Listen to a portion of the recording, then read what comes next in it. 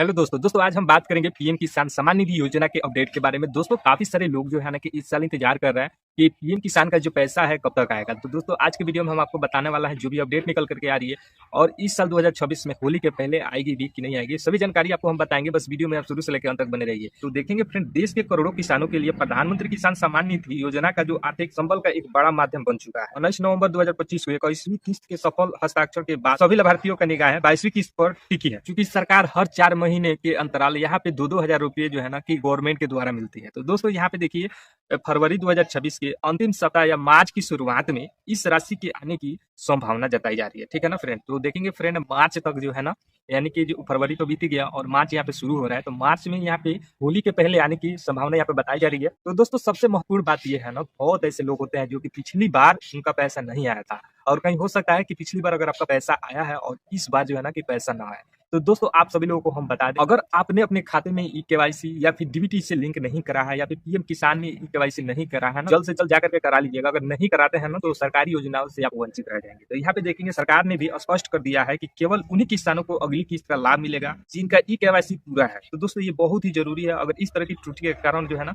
अगर आपका पैसा आता है तो आपके बैंक खाते में जमा नहीं मिलेगा। ठीक है ना। अगर ये प्रॉब्लम रहता है, मान लीजिए केवाईसी नहीं है, डीबीटी लिंक नहीं है ना, तो आपके खाते में पैसा नहीं मिलेगा। इस बात को ध्यान में रखिएगा। यहाँ पे पूरा स्पष्ट जानकारी बताया गया है। और बहुत ऐसे लोग हैं जो कि बोल रहे हैं कि जो कुछ किसानों को यहाँ पे 4,000 रुपया भी मिलेगा, इसके बारे में भी यहाँ पर हम साफ कर दें कि देखिएंगे फ्रेंड, मीडिया रिपोर्ट और विभाग संकेत के अनुसार जिन पात्र किसानों की पिछली किस्त 21वीं यानी कि 21वीं किस्त किसी तकनीकी समस्या या दस्तावेज की कमी की वजह से यहाँ पे अटक गई थी, उन्हें इस बार बकाया राशि के साथ, यानी कि जो पिछली किस्त रुकी हुई है ना, उसको भी लेकर के और साथ में ये किस्त जोड़ करके यहाँ पे आपको पैसे मिलने वाले हैं। और बातें हैं फ्रेंड की इन्हें लाभ नहीं मिलेगा। अगर पीएम किसान का पैसा पहले से ले रहे हैं और उन्हें जो है कि कौन से व्यक्ति होंगे कि उन्हें लाभ यहाँ पे नहीं मिलेगा। परिवार की कोई भी व्यक्ति अगर सरकारी नौकरी में होता है तो सबसे पहले उसको पैसा नहीं मिलेगा। ठीक है ना। दूसरे नंबर में आपको बता दें, जो परिवार इनकम टैक्स भरते हैं, यानी कि आईटीआर, इनकम टैक्स, जीएसटी वगैरह पे करते हैं ना, उनको भी ये पैसा नहीं मिलेगा। बड़े भूमि स्वामी, ठीक है, यानी कि बड़े जो भूमि स्वामी है ना, जिनके पास बीघा का बीघा खेत है, उनको भी यहाँ पे लाभ नहीं मिलेगा।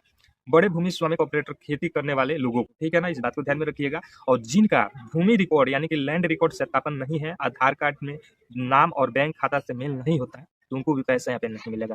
कहने का मतलब, आपके आधार कार्ड में मान लीजिए कि नाम कुछ और है, बैंक खाते में कुछ और है, ठीक है, तो ये जो नाम है ना, सत्यापन नहीं होता है। ठीक है। तो इन सब चीजों को देखते हुए ना आपको पैसा यहाँ पे रुक सकता है। मान लीजिए कि आपने रसीद भी लगाया हुआ है, जमीन का दस्तावेज लगाया हुआ है, लेकिन वहाँ पे नाम का मिसमैच अगर बता रहा है ना, तो आपका पैसा यहाँ पे रुक सकता है। इन बातों को ध्यान में रखिएगा और जानकारी हम बताएंगे, जिससे मान लीजिए कि इस पर किसी प्रकार का प्रॉब्लम होता है, किस्त नहीं आता है और आपका सभी दस्तावेज जो है ना कि सही है, तो आप जो है ना कि सहायता आसानी से ले सकते हैं। आप जो है ना पीएम किसान के पोर्टल पे जाकर के भी आप ये नंबर निकाल सकते हैं। जैसे एक हेल्पलाइन नंबर मैं आपको बता देता हूँ।